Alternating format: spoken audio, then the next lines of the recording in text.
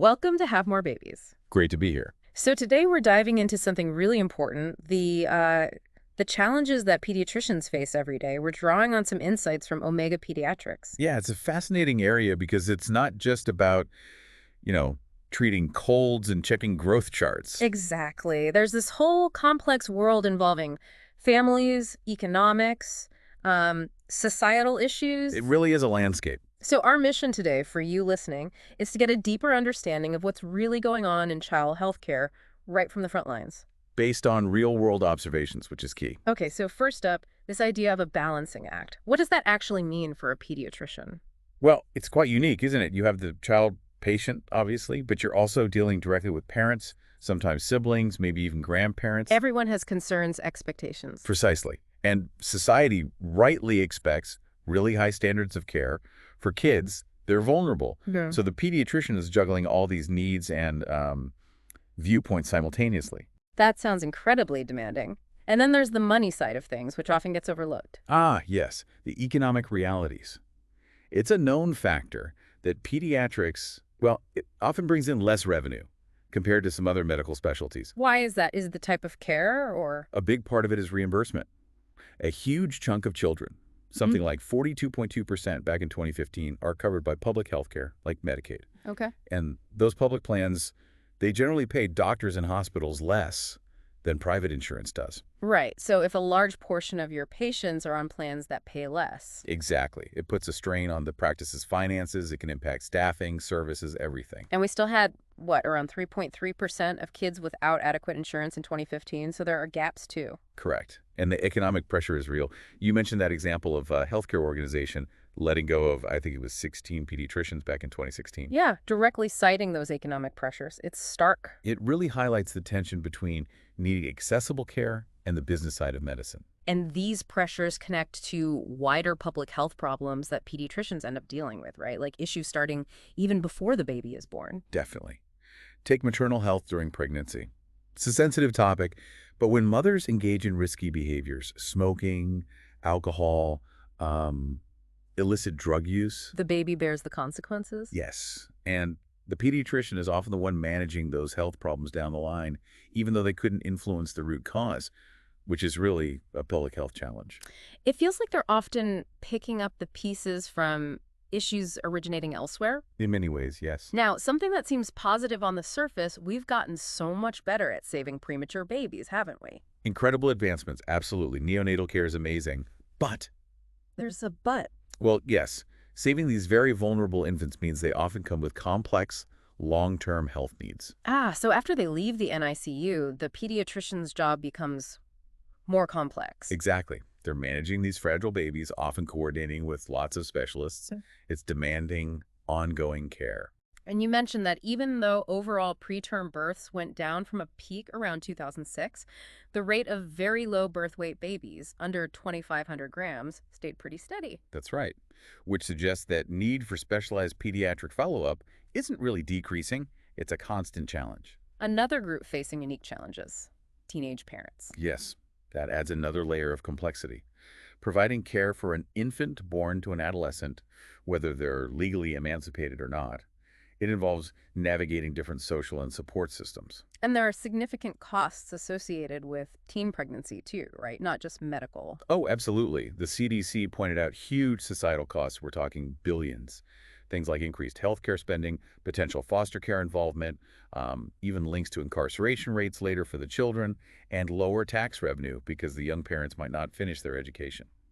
Wow. So the pediatrician is dealing with the medical side, but it's intertwined with all these socioeconomic factors. Deeply intertwined. Thankfully, the birth rates for teens have been falling, which is good news. It was down to about 24.2 per thousand in 2014. Still, for those it affects, it's tough. Let's switch gears slightly to breastfeeding. We hear a lot about promoting it. We do.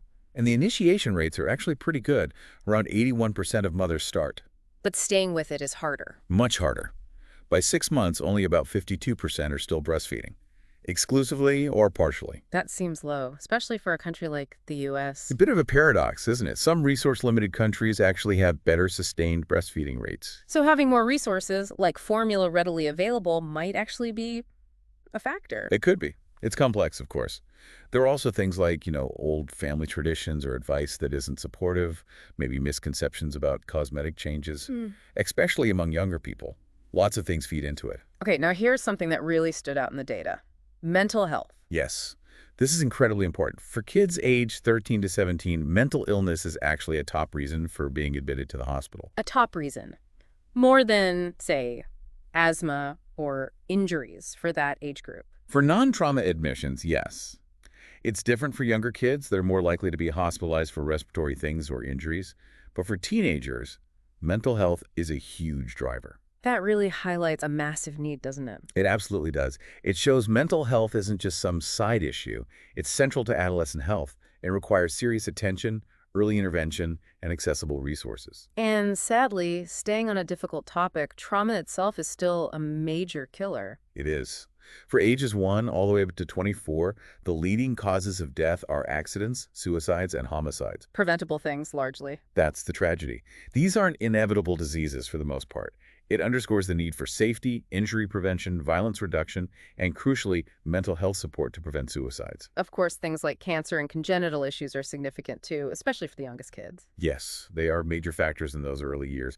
But the dominance of trauma across that wider age band is a critical public health focus. We also see worrying trends with substance abuse in teens. Yeah, the numbers are concerning. Data from around 2011 showed, I think, 71% of high schoolers had tried alcohol, nearly half had tried cigarettes, 40% marijuana. That's a lot. It is. And that's not even touching on harder substances like cocaine, heroin, methamphetamines. It's a serious risk factor facing adolescents. It just adds another complex challenge for pediatricians trying to guide teens toward healthy choices. Absolutely. And finally, the one that seems ever-present, childhood obesity. The persistent epidemic, yes. And the understanding here is that pediatricians, while crucial, can't fix this alone. Not a chance. They identify it, they counsel, they manage complications.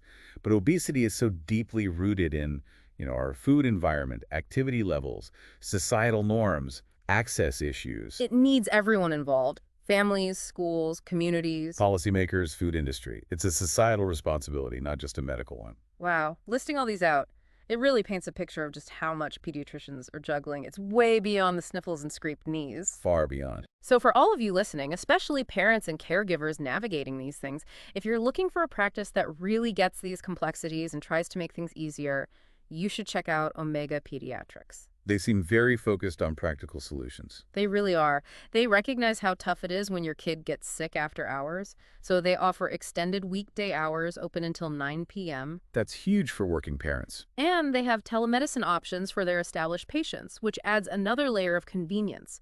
Plus, they even do after-hours immunizations. It shows a real passion for making care accessible. It addresses some of those barriers we've been talking about. Definitely. They have locations in Roswell and Marietta, serving North Fulton and the surrounding areas. If you want to learn more about how they approach pediatric care, especially in light of all these challenges, you really should visit omegapediatrics.com. It's good to know practices are innovating like that, adapting to what families actually need today. Absolutely. So if you found this whole discussion insightful today, please do like this video. And subscribe to the channel for more conversations like this. Yes, please subscribe and share this video maybe with other parents or anyone interested in children's health and well-being. It definitely gives you food for thought, doesn't it? Thinking about all the factors that influence a child's health journey. It really does. And maybe a final thought for everyone listening. What's one small change, maybe in our own community or even our own habits, that could make a positive difference for kids' health? Something to ponder. A good question to leave people with. Thank you so much for joining us on Have More Babies. Goodbye, everyone.